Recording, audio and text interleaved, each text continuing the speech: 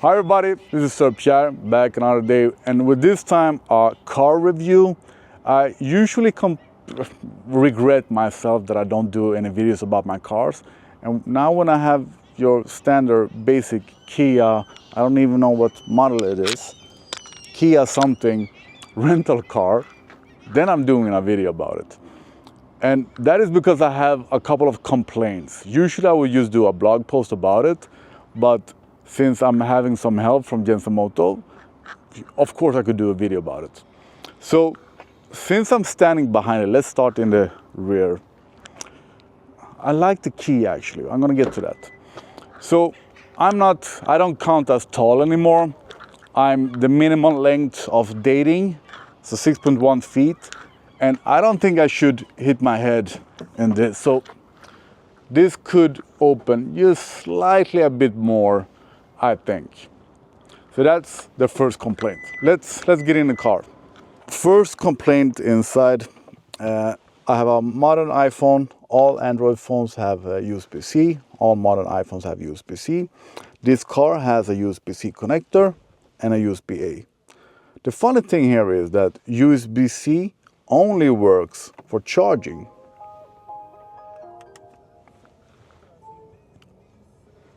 It doesn't work with CarPlay. Nothing. So if you want to use CarPlay, you have to use your old USB-A to USB-C cable. And I find that really weird. And there we have Apple CarPlay. Some more complaints. We have heated seats, both front and rear, so that is nice that we have rear as well. And the fronts you have in 3 steps. So 3 steps of heating seats. That sounds great. But the difference between step 1 and 3 is way too small.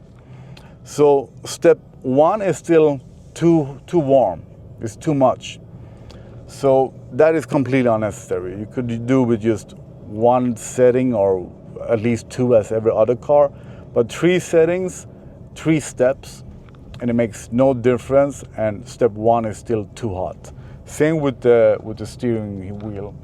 A heated steering wheel is nice. That is something that we all like, at least if you live in Scandinavia. But you only want it on like maybe half a minute or something, then it gets too hot.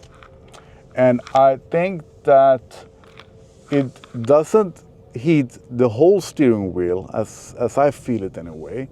It only heats where you're supposed to have your hands. If you drive like this, there is not as warm here. And the car will warn about everything all the time. The most irritating thing is that if you drive too slow, it beeps. If you drive too fast, it plinks. Or the other way around. Every time you change the speed on the road, it warns you. But the funny thing is that the car shows about 10% more than the real speed. So here I'm driving 90-91 according to the car, and the car keeps warning me, but the GPS speed is only 86. So it's those same 5 kilometers too much all the time. So 90-91, beeping is warning, and the real speed is only 86, 85, 86.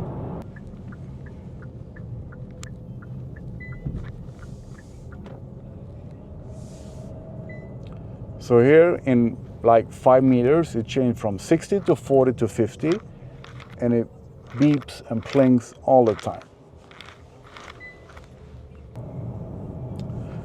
The car stereo isn't nothing impressive at all. I actually thought a car like this would have better sound, but maybe I shouldn't expect that much from a cheap brand. So the car stereo isn't anything special at all.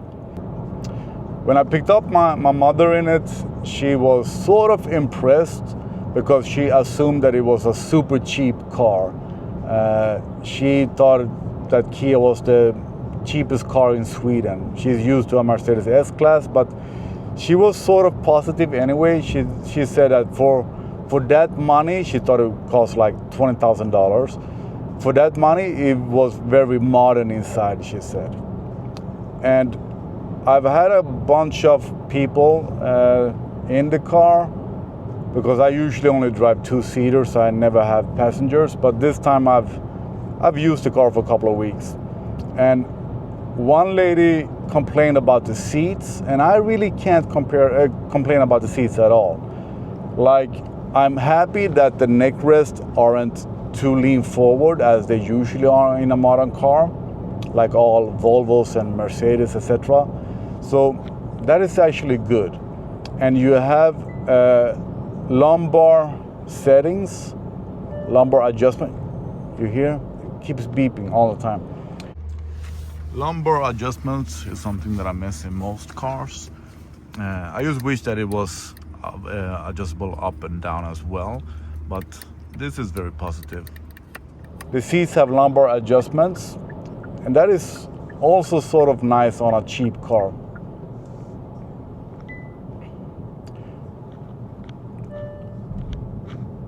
I hope you can hear that. So every time the change of speed on the road, it beeps, it warns.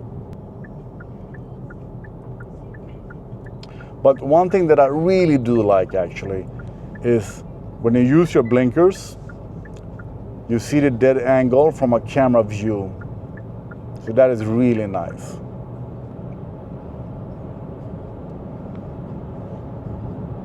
And there, for some reason, the car wanted to steer itself without any white lines on the road, and I have no idea why I wanted to do that. Like even here, it won't let me steer unless I use my blinkers. So that is good for idiots that don't know how to drive, I'm guessing. So that constant beeping and warning, that killed my dream of buying a new car, because in EU, in Europe, all cars must have this constant warning system ever since 2024. No matter if you buy a Lamborghini or a Kia. But otherwise, as your standard A to B car, if you're not a car guy like me, it is actually kind of nice. As a standard family car, I wouldn't complain. A passenger that I had, everybody keeps asking about the beeping, but one of the passengers said that it was quiet. I wouldn't call it quiet, I would not. But you don't hear the engine, and I guess that counts as quiet compared to the rest of my cars in a way. But as your standard basic family A to B car, it is actually kind of nice. It is a plug-in hybrid, but I haven't charged it at all actually. So I have only used the gasoline motor, and I drive city driving, normal driving, and what it drinks is 0.72 commonly per metric mile. And I'm happy with that actually. I don't think that is too much. It's not a small car, so even if you don't charge the battery, I'm happy with that. I have no idea what the official numbers are or what it would use if you would have the batteries charged, but this is good for me. If you are in a rush, if you need to go away, accelerate fast, it is actually sort of quick. I don't know anything about the numbers, but it does accelerate so you get away quickly. Especially good enough for a family car.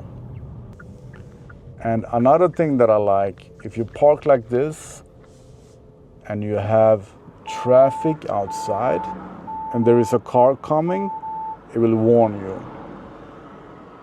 So now to the things that I like. I actually do like the car key for some reason, that I close the doors on that. And I'm guessing this is that I can drive the car front and rear out of a parking spot. I haven't tried it. The car needs to be charged for that, I'm guessing. But I like the key. So as a standard family car, there are some things that I like. You have a hook here, so you can have your bag or whatever, waist bag, and you can adjust the seat in the rear as well. And you have heated seats in the rear as well.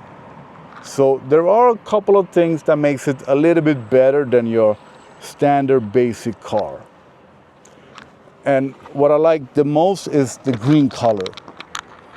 I really do like the green color actually. So that's it, just a quick review of a basic standard. I still don't know what car it is. Kia Sportage, plug-in hybrid.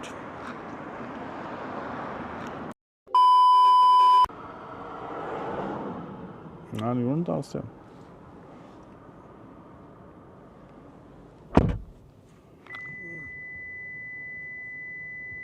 And now it says key is not in a vehicle, which it absolutely is. When you open your car door to get out and there's a car driving by, some of the times it warns you.